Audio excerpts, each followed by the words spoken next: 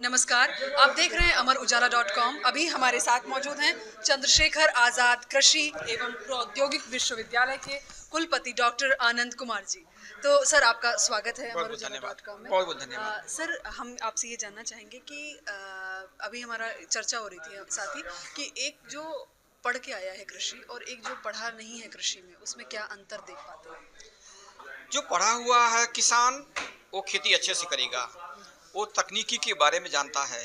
उसको पढ़ा लिखा उसकी पढ़ाई लिखाई का फ़ायदा ये होगा कि जहाँ से तकनीकी का निजात किया गया है, वहाँ से सीधे संपर्क स्थापित करके कन्फ्यूज़न की स्थिति में कैसे प्रयोग करना है। टेक्नोलॉजी उपलब्ध होना एक बात है, तकनीकी का सही तरीके से प्रयोग करके उसका आर्थिक फ़ायदा उठा लेना, दूसरों में बाँटना और उसमें टिकाऊपन कायम रख पाना वो दूसरी बात होती है। जो किसान पढ़ा लिखा नहीं है, वो इस शायद करने में उसको कठिनाई होगी, समय लगेगा और टेक्नोलॉजी का डिसेमिनेशन होगा वो लेट होगा।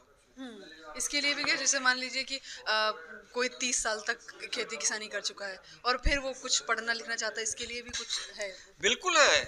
केवी के इसमें जो कृषि विज्ञान केंद्र हैं, कृषि विश्वविद्यालय में भी हैं और कई गैर सरकारी संस्थाएं भी ऐसी हैं जहाँ पर कि चाहे किसान की एज को नहीं देखा जाता है, उसके लिए सिर्फ किसान देखा जाता है, चाहे वो किसान 15 साल का है या चाहे किसान 75 साल का है। वहाँ पे कोई भी अंतर नहीं होता है और समान तरीके से उनको वही जो हम उस एक ही क्लास में बैठेंगे, चाहे 15 साल का हो चाहे 75 साल का हो, उसमें कोई अंतर नहीं होता है। अभी ऐसा नया ताजा क्या पढ़ाया जा रहा है जो छात्रों की हेल्प? नया ताज़ा यही हो रहा है कि अब देखिए आप, भारत वो भारत नहीं है जो कि आज के 15 साल पहले 20 साल पहले था या आज़ादी के समय था। हमारी उत्पादकता बढ़ी है, हमारा उत्पादन बढ़ा है, खेती बहुत ज़्यादा में प्रगाढ़ता आई है, तकनीकों का समावेश हुआ है।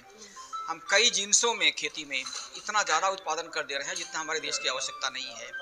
ज़रूर, लेकिन जिस गति से हमारा उत्पादन बढ़ा है, उस गति से किसानों की आय में कमी देखी गई है।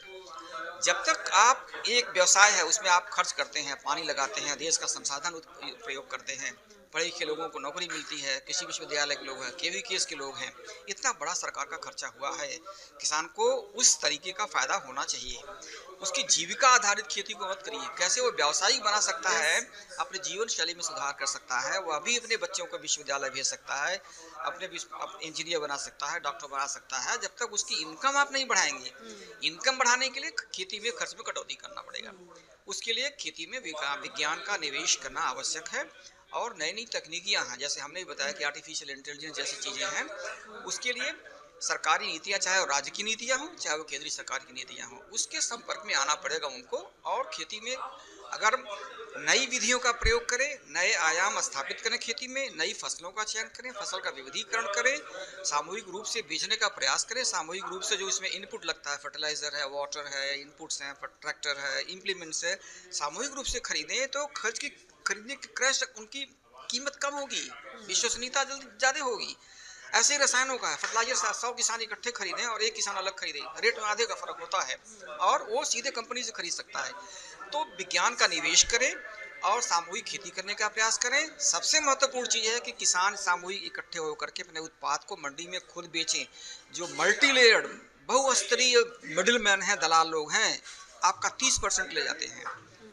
100 रुपये की चीज़ बेच रहा है तो 30 रुपये उसका जाता है, 30 रुपये वो घटा दीजिए तो उसका इनकम तो 130 हो गया एक चीज़ से खाली।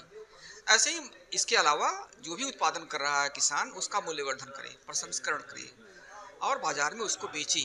नई फसलों का जो सब किसान 100 लोग कर रहे हैं, वही करने से कोई फायदा नहीं होगा। ऐसे गेहूं की खेती कर रहा है तो ऐसी फसल की खेती करे, वैरायटी की खेती करे, ताकि उसका उत्पाद बाजार, संतरा बाजार में आ गया है, आम सबसे पहले आ गया तो 150 रुपये किलो बिकता है, वही आम 20 दिन बाद जो आएगा 90 रुपये किलो बिकेगा।